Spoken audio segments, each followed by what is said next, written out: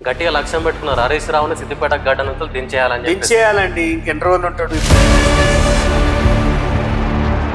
Harish Rao? Last elections లో పైసలు హరీష్ రావు గారు మీ ఫోన్ ట్యాపింగ్ చేయాల్సిన అవసరం ఏమొచ్చింది? మనల్ని బూతు తిడితే 50 రూపాయలు, ఇంకెక్కువ తిడితే.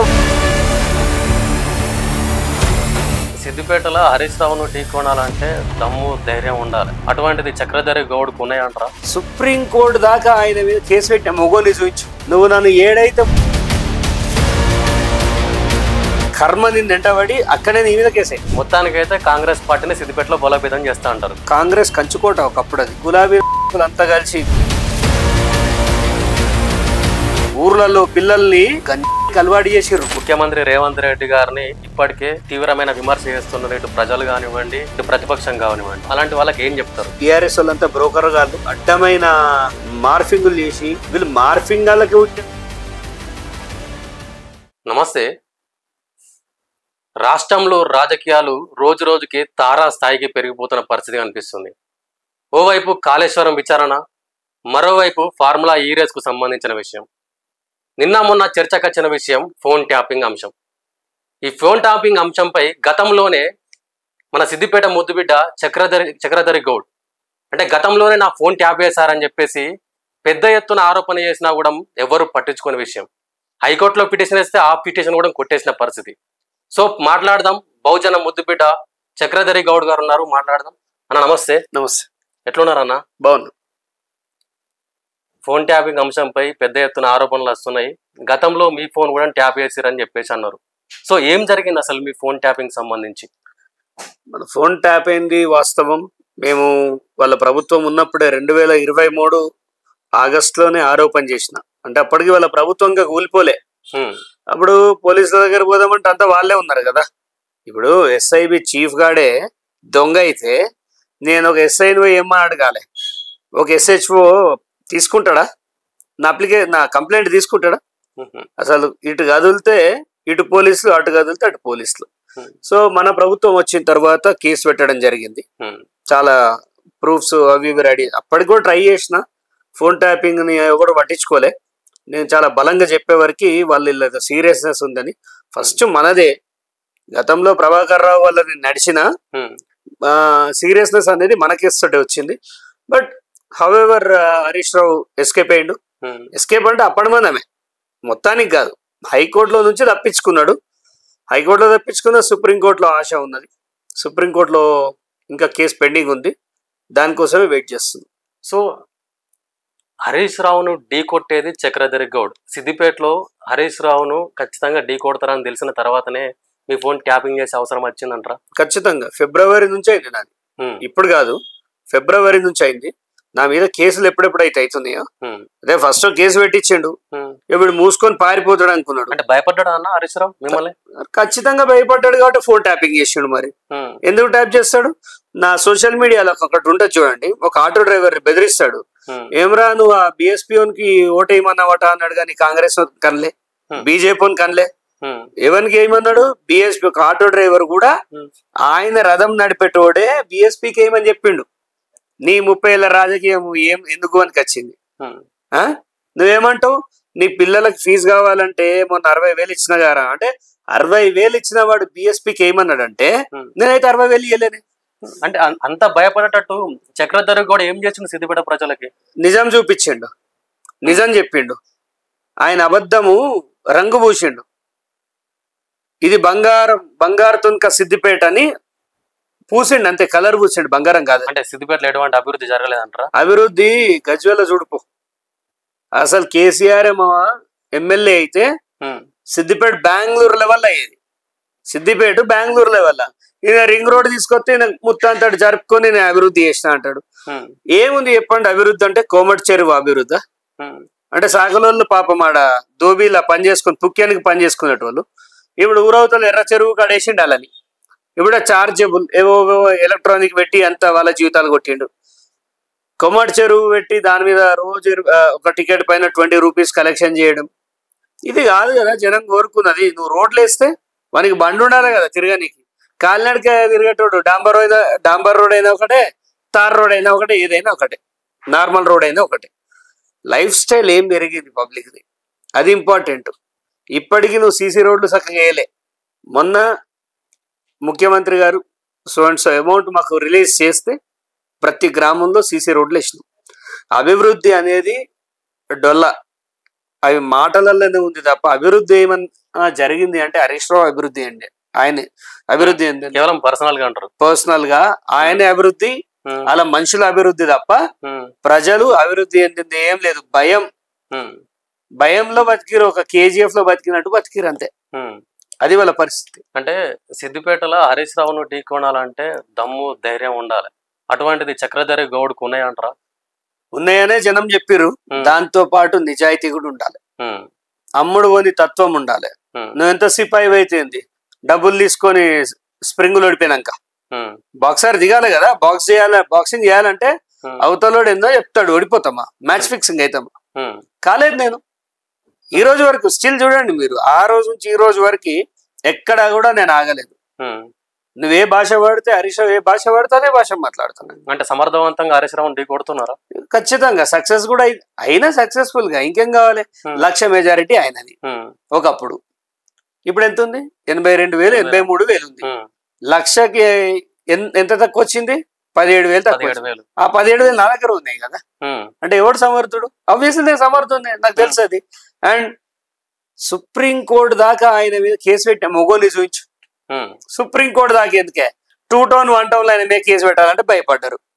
ఎడబెట్టినా సిటీ నడిబొడ్డున నువ్వు నన్ను ఏడైతే మూయించినావు, నా బిజినెస్ నన్ను అన్యాయంగా నష్టపరిచినావు, నా ఫౌండేషన్ దెబ్బతీసినావు, మళ్ళీ కర్మ నిన్ను వెంటబడి అక్కడే నీ మీద కేసు అయింది.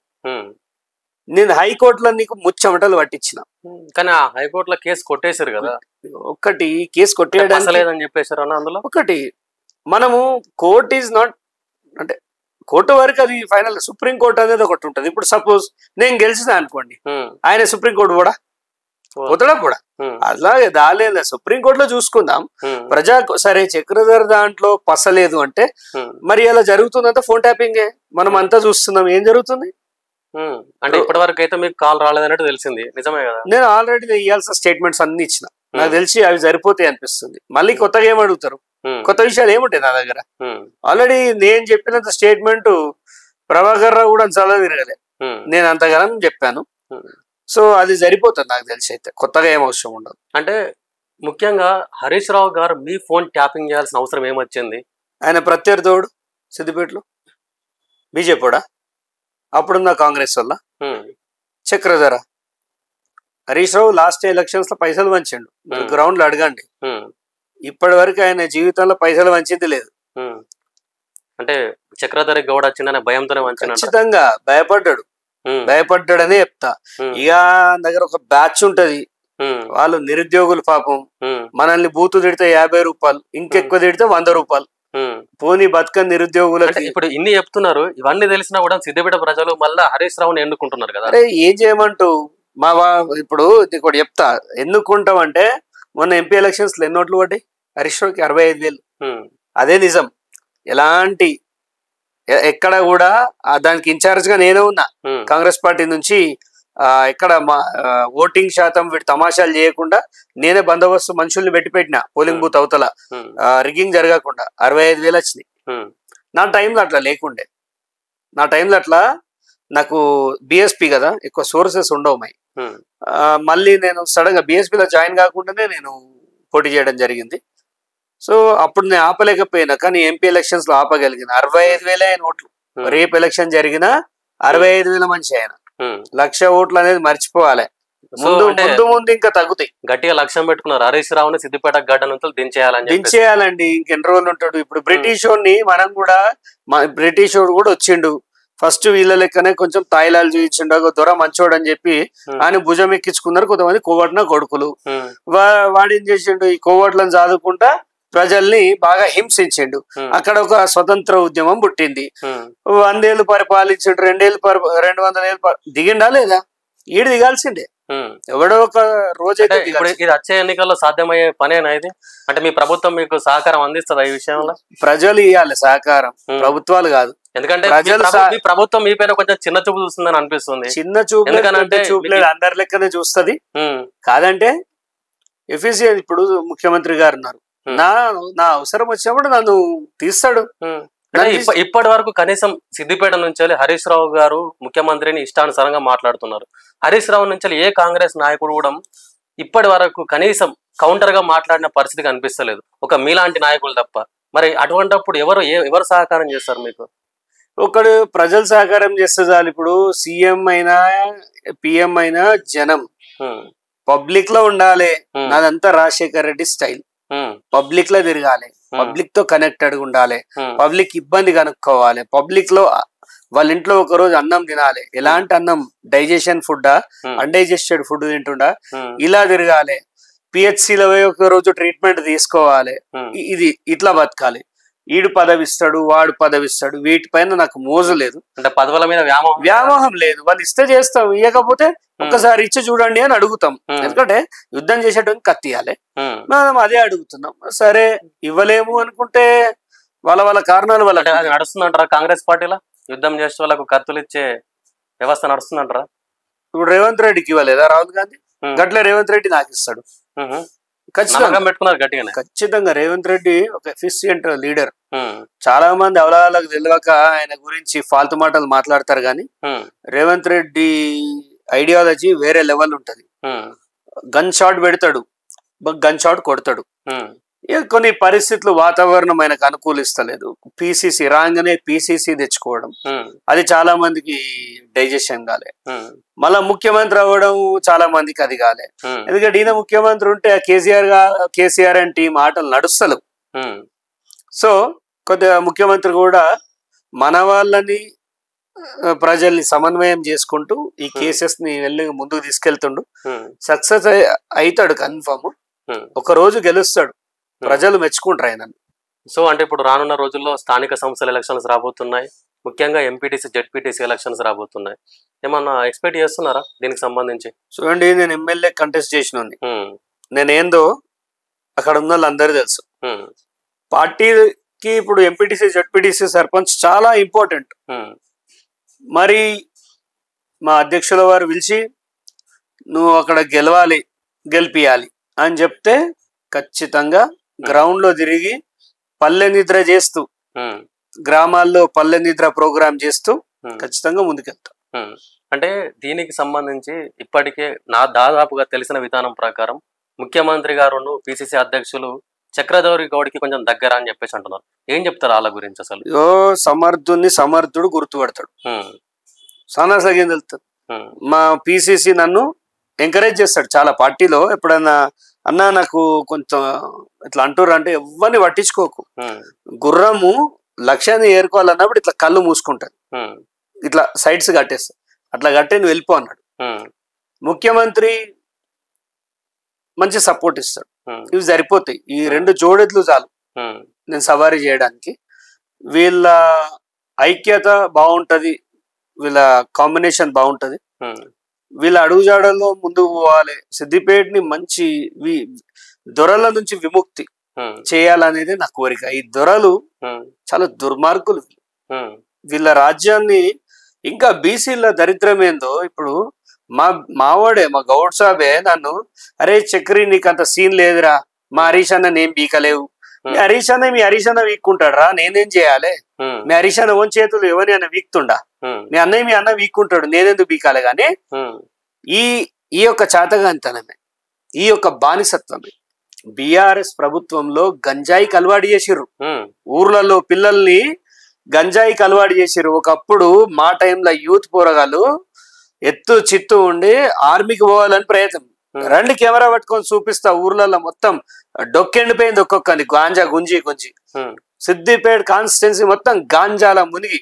ఇప్పుడు కొత్తగా మన ప్రభుత్వం వచ్చిన తర్వాత గాంజా అనేది మాక్సిమం 80% నిర్మూలించారు. ఎండన దొరికితే 5-10 గ్రాములు దొరకచ్చు, ఎవడో తాగుతుండొచ్చు, కానీ గాంజాకు అలవాటు చేసి మాలాంటి వాళ్ళని తిట్టాలంటే ఇంత గాంజా వేయాలి తిట్టిగా. ఇక వాడు తిడితే వాడు మనుషుల జాతికే లెక్కలేడు, గాంజా తాగేటోడు. ఎవడు తిడితే తిట్టకపోతే. ఈ సంస్కృతి అంటే నేను ముందుకు వెళ్తూ ఉంటే మా వాళ్ళే నా కాళ్ళలో కడాలేస్తే నేను ఎవరితో పోరాడాలి?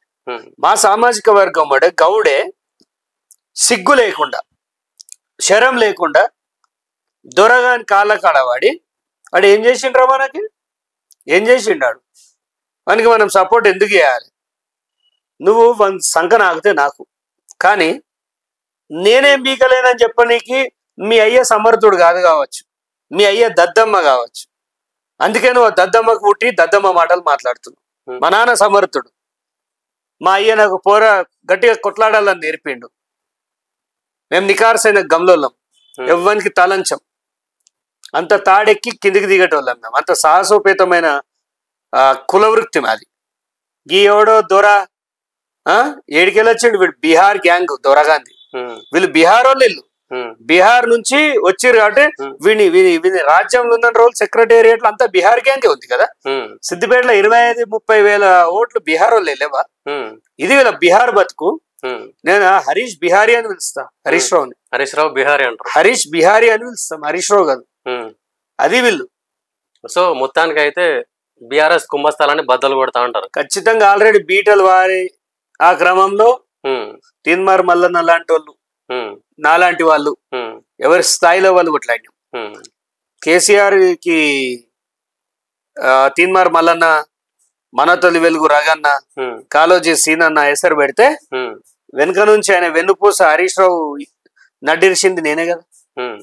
హరీష్ రావు ఇంత బజారుకు ఓడుకుంచగలిగిండు. హరీష్ రావు పతివ్రతనా?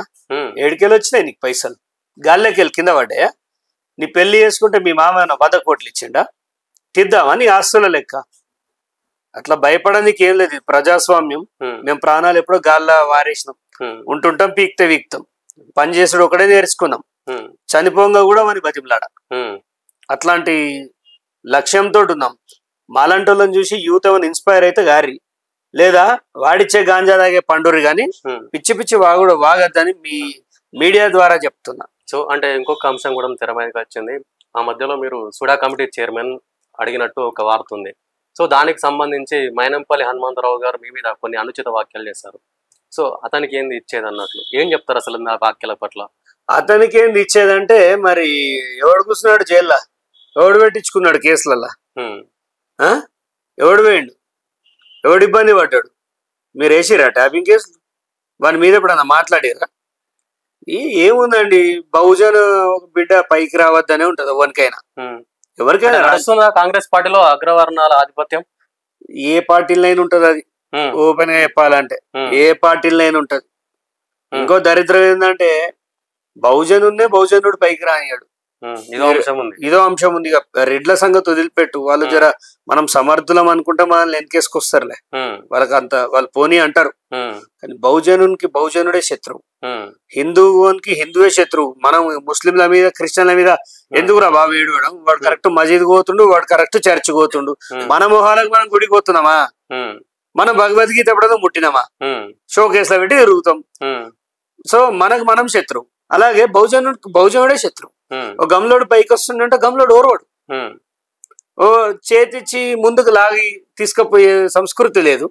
సో అలాంటప్పుడు ఆ చేతులు పట్టుకోవడమే పని చేయాలి. సొంతంగా నడవడం నేర్చుకోవాలని నేను సొంతంగా నడుస్తున్నా. ఈ క్రమంలో నన్ను తొక్కేటోడు వచ్చేటోడు ఒంటరిగా నడుస్తున్నాడు. ఒంటరిగానే వచ్చిన శక్తులు లేవు. ప్రజలు ఉన్నారు, ప్రకృతి ఉంది. మంచి చేస్తే మంచి అవుతుంది, చెడు చేస్తే చెడు అవుతుంది. ఈ సిద్ధాంతాన్ని నమ్మినవాడిని. సో నేను నా శక్తి యుక్తులతోటే వెళ్తా. నేను సిద్దిపేట పోయినా ఒకటే కార్లో పోతా, ఎవ్వరికి భయపడ. ఇక నా పానం మీదకి వచ్చిందంటే నలుగురిని తీసుకొనే పోదాం అనే రకం నేను, అంతే తప్ప. ఎప్పుడన్నా అంటే మీ పానానికి ఇబ్బంది కలిగే ప్రయత్నం ఏమైనా జరిగింది? ఒకటి, నేను కొన్ని 100 మంది రైతులు ప్రాణాలు ఓడగొట్టుకుంటే వాళ్ళ కుటుంబాలకు నిలబడ్డ వ్యక్తిని. ఆ ఆర నా చుట్టూ ఉంటది. నేను చేసిన మంచి నాకు కీడు చేయాలన్నోడు బాత్రూమ్ లో జారి పడతాడు. అది ఇది ఎక్కడో చూసినట్టు అనిపిస్తుంది. అంటే కేసీఆర్ కు వర్తిస్తుంది ఖచ్చితంగా. నాకు కీడు చేయాలనుకున్నాడల్లా చక్రి గారిని నాశనం చేయాలన్న 24 hours లో నాశనం అవుతాడు. ఎందుకు చెప్పాలా? నేను ఎప్పుడు ఎవరు నాశనం కోరుకోలే. ప్రతి క్షణం అన్నం తినేటప్పుడు రైతు దేవో భవ అని అన్నం తింటా. అట్లాంటి తత్వం నాది. సో మాలాంటి లీడర్లు ఇప్పుడున్న యూత్ లో చాలా తక్కువ. కానీ నాలాంటి వాళ్ళు ఎక్కడో ఒక దగ్గర ఉంటారు తెలంగాణలో. వాళ్ళందరినీ ఏకం చేస్తాం.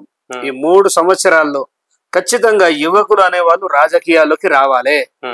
ఈ రిటైర్మెంట్ అవ్వాల్సినోడు రిటైర్మెంట్ అవ్వక అసెంబ్లీలో వచ్చి పంటాడు. నువ్వు అసెంబ్లీలో అంటే యువతరం మేడం వండాలి. సో ఇది నాకు నచ్చని సబ్జెక్ట్. ఏంటంటే యూత్ అనే వాళ్ళు ఖచ్చితంగా పాలిటిక్స్ లోకి రావాలి. సరే, రాహుల్ గాంధీ గారు మంచి ఇస్తున్నారు యూత్ కి. ఇవాళ రేవంత్ రెడ్డి గారికి ఇవ్వడం అనేది చాలా, ఎందుకంటే ఆయన చాకచక్యంగా ఉంటాడు, వారికి ఇచ్చారు సంతోషం. మరి రేవంత్ రెడ్డి గారు మాకు ఇవ్వాలి కదా, ఇవ్వాలని కోరుకుంటున్నా. సో అంటే మొత్తానికైతే కాంగ్రెస్ పార్టీని సిద్దిపేటలో బలోపేతం చేస్తా అంటారు. పక్కా. అసలు కాంగ్రెస్ కంచుకోట ఒకప్పుడు అది మదన్ మోహన్ గారికి. దాన్ని కాస్త ఈ గులాబీ నాయకులు అంతా కలిసి గులాలు చల్లేసారు. దాన్ని కడిగే ప్రయత్నం చేస్తున్నా, కానీ బాగా ఇబ్బందులు ఉన్నాయి, అంత ఈజీ కాదు. కాంగ్రెస్ అధిష్టానం చొరవ లేకపోతే నెక్స్ట్ ఎలక్షన్స్ కి అయ్యేది కాస్త 10 ఏళ్ళు పెండింగ్ అవుతుంది. సో ఫైనల్ గా ఏం చెప్తారన్నా? ముఖ్యమంత్రి రేవంత్ రెడ్డి గారిని ఇప్పటికే తీవ్రమైన విమర్శ చేస్తున్నారు, ఇటు ప్రజలు కానివ్వండి, ఇటు ప్రతిపక్షం కానివ్వండి. సో అలాంటి వాళ్ళకి ఏం చెప్తారు? ఇక ఇచ్చిన హామీల ప్రకారం ఒకటి చెప్తా వినండి. మన రాష్ట్రాన్ని సర్వనాశనం చేసినోడు కేసీఆర్, హరీష్ రావు, కేటీఆర్, కవిత. వీళ్ళు మీరు వీళ్ళని మర్చిపోయి వాళ్ళు మాంసం తిని బొక్కలు మా ముఖ్యమంత్రి మెడలేసిపోయారు. ఇప్పుడు ఏమైందంటే మా ముఖ్యమంత్రి ఒక్కడు అల్కగా దొరికిండు. మా ముఖ్యమంత్రి ఏడు అవినీతి చేస్తలేడు, ఏడా డబ్బులు తింటలేడు. గవర్నమెంట్ రాగానే ₹1,00,000 రుణమాఫీ అసలు చాలా డేర్ స్టెప్ అది. దాన్ని రైతులు అండగా నిలబడాలి. ఈ బ్రోకర్ గాళ్ళు, ఈ బీఆర్ఎస్ వాళ్ళంతా బ్రోకర్ గాళ్ళు. ఈ బ్రోకర్ గాళ్ళు అడ్డమైన మార్ఫింగులు చేసి, వీళ్ళు మార్ఫింగ్ గాళ్ళకి పుట్టినట్టున్నారు. వీళ్ళు గతంలో నా మీద మార్ఫింగ్ చేసేవాడు పనికి మళ్ళీ కేసు పెట్టిరు. ఈ మార్ఫింగ్లతోటే జనాన్ని పిచ్చోళ్ళని చేస్తారు. జనం కూడా ప్రభుత్వానికి అండగా నిలబడండి, మంచి రోజులు వస్తాయి. ఆ దొరనే మంచిగుండే అందరు అనుకోండి, మీ బతుకులు మార్చేటోడే ఉండడు, ఇక అది అసాధ్యం. సో అంటే ఇంకొక అంశం అన్న, ఫైనల్ గా ఈ మధ్యలో కల్వకుంట్ల కవిత, జాగృతి అధ్యక్షురాలు, బీసీ అంశాన్ని తెర మీదకి తీసుకొస్తుంది. అంటే బీసీల గురించి నేను పోరాడతాను ముందుకు వస్తుంది. మీరు కూడా ఒక బహుజన బిడ్డ, బీసీ బిడ్డ, ఏం చెప్తారు కవిత గురించి? మీ అయ్యే పోరాడిన కాడికి చాలు, ఇక నువ్వు ఇంట్లో వండు. ఈ మేము లేమా? అన్ని పోరాటాలు మీరే వీకుతే మేము బహుజనులు మేం పీకాలే? మాకు చేత కాదా? అన్ని మీ అయ్యనేమో దేశ ప్రధాని అవుతా అంటాడు, మీరేమో జాగృతి పెట్టుకొని కలెక్షన్ చేసిరు, అంత అయిపోయింది. ఇప్పుడు బహుజనుల మీద పడ్డారా? నేను ఎవ్వరు నమ్మే ప్రసక్తి లేదు. అదేదో చక్కగా ఈ బహుజనవాదం వదిలేసి మీ బీఆర్ఎస్ వాదం పట్టుకో, ఆ డిపాజిట్ అనేది దక్కుతుంది. నువ్వు బహుజనవాదం అంటే మాత్రం చెప్పుల దండలు పంపిస్తారు మీకు. మీరు ఎవరండి? మీరు ఎల్మోళ్ళు.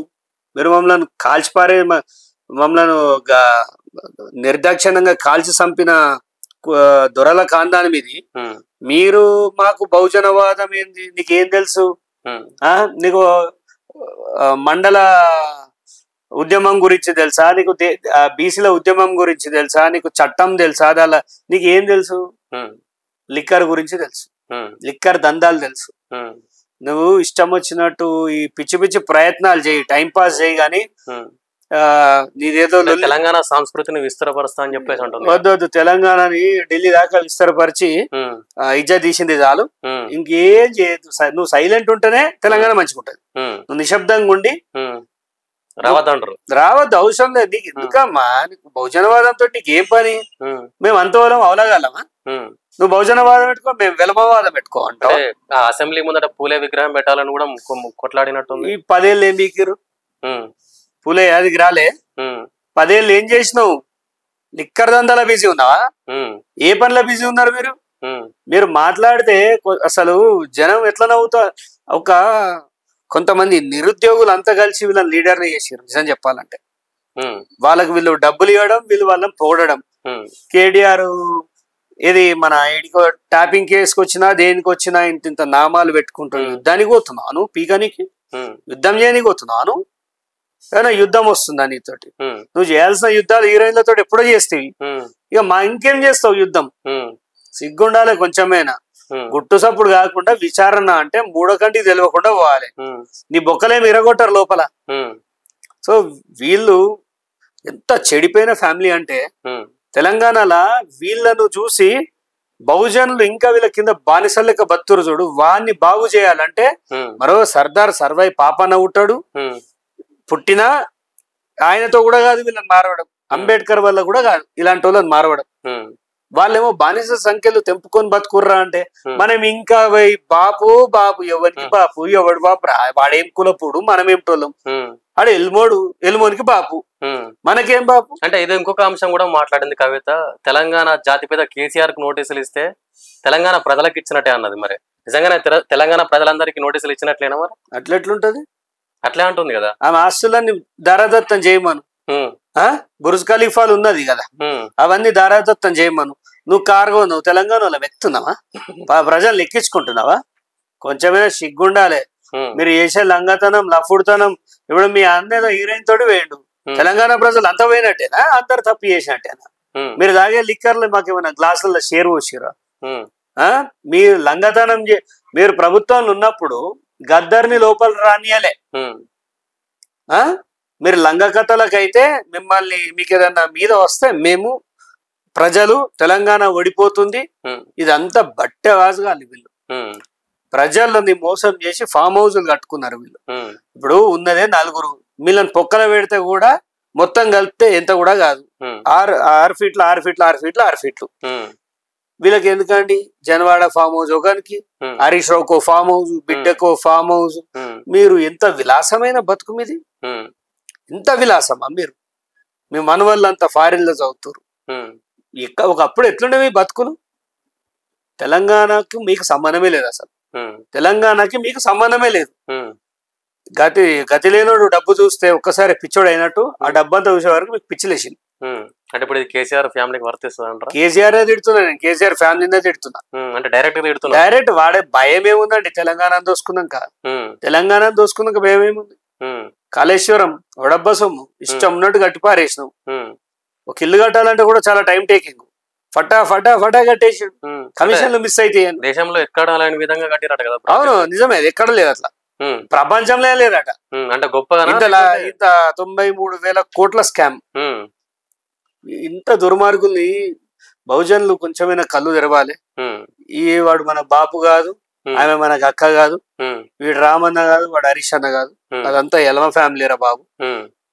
వాళ్ళని నమ్ముకుంటే మన బతుకులు ఆగమైతాయి. సరికొత్త నాయకత్వాన్ని ఎంచుకోండి. సరే, కాంగ్రెస్ కాకపోతే బీజేపీ కాకపోతే ఇంకేదైనా ప్రత్యామ్నాయం చూసుకోండి. కానీ ఆ బీఆర్ఎస్ లో జాయిన్ అవ్వడు కంటే ఇంత విషం పుచ్చుకొని వచ్చింది. సో ఫైనల్ గా ఏం చెప్తారు? చక్రధరి గౌడ్ గారు సిద్దిపేట ప్రజల చుట్టూ తిరుగుతారు. ప్రతి అంటే ఎక్కడ ఏ ఆపద వచ్చినా చక్రధరి గౌడ్ ముందుంటాడు. సో సిద్దిపేట ప్రజలకు ఏం చెప్పదలుచుకున్నారు? సిద్దిపేట ప్రజలంతా క్లారిటీ తోటి ఉన్నారు. కానీ నా విషయంలో ఏమైపోయిందంటే, చక్రధర్ పార్టీలు మారిందంటే వినండి, ఒక స్కూల్లో చదువు మంచిగా చెప్పకపోయినా, విద్య బాగలేకపోయినా మనం వేరే స్కూల్లో జాయిన్ అయినట్టే. నేను బీజేపీలోకి వచ్చింది హరీష్ రావు ఆగడాలను అంతం పట్టిద్దామని వచ్చిన. కానీ ఒక పనికి మాలిన ఇక్కడ టికెట్ ఇస్తే వాని చేయి కింద పని చేయలేకపోయినా, ఒక సమర్థుడికి ఇస్తే నేను చేసేవాడిని. కానీ ఒక సమర్థుడికి ఇవ్వలేదు, ఓ దద్దమ్మకి ఇచ్చారు. సో అక్కడ ఉండలేకపోయినా ఇండిపెండెంట్ గా చేద్దాం అనుకునే టైంలో నాకు బీఎస్పీ నుంచి టికెట్ ఇచ్చారు. సరే, ఇప్పుడు ఇండిపెండెంట్ నిలబడితే ఏదో 30-40 నంబర్లు ఉంటాం, కష్టం అవుతుంది అని బీఎస్పీలో జాయిన్ అయిన. బహుజనవాదం నా వాదం, బీఎస్పీ నన్ను నాకట్టుకుంది. అక్కడ కార్యకర్తలు కూడా అద్భుతంగా ఉంటారు. సో వెళ్ళిన దాంట్లో జాయిన్ అయినా, నిలబడ్డా. కొన్ని 16,610 ఓట్లు వచ్చినాయి. తర్వాత కాంగ్రెస్ ప్రభుత్వంలో జాయిన్ అయినా. ఎందుకంటే ప్రభుత్వం ఉంటే మన వాళ్ళకి రైతులకి మంచి చేయొచ్చు అనే ఒక ధోరణిలో జాయిన్ అయినా. ఎక్కడ పోయినా అదే అన్నట్టు ఇక్కడ కొన్ని కష్టాలు ఉన్నాయి. మనం ముందుకు వస్తుంటే ముందుకు రానియకుండా కొన్ని బయట పార్టీల నుంచి వచ్చిన శక్తులే, అగ్రవర్ణాలు వచ్చి కొద్దిగా డిస్టర్బ్ చేస్తూ ఉంటాయి. సరే, ఎవడిని డిస్టర్బ్ చేసినా వెనకటి యాగాలు ఆగినాయి. రాక్షసులు వచ్చినంత మాత్రాన లోక కళ్యాణం అనేది జరిగింది. రేపు సిద్దిపేటకి మంచి రోజులు వస్తాయి. నేను ఏ పార్టీ మారినా, ఏ పార్టీలో ఉన్నా నా గుండె చప్పుడు సిద్దిపేట. అక్కడ వాళ్ళకి ఏ కష్టం వచ్చినా నేను నిలబడతా.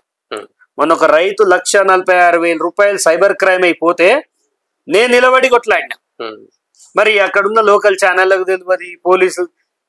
అప్పుడు నాకు చాలా బాధ అనిపించింది. సో సమస్య ఎంత మూలకుంటే అంత మూలకు పోయి ఆ సమస్య నాకు ఇబ్బంది అయినా తీసుకొచ్చి దాన్ని సాల్వ్ చేయడానికి ప్రయత్నం చేస్తాను. సో ఫైనల్ గా సిద్దిపేట ఆశావాహులుగా చక్రధరి గౌడ్ సిద్దిపేట ప్రజలకు అండగా ఉంటారని చెప్పి. సిద్దిపేటలో హరీష్ రావుని ఓడించిన గాదగోని చక్రధర్ గౌడ్ అని అతి తొందరలో వస్తుందా ఖచ్చితంగా.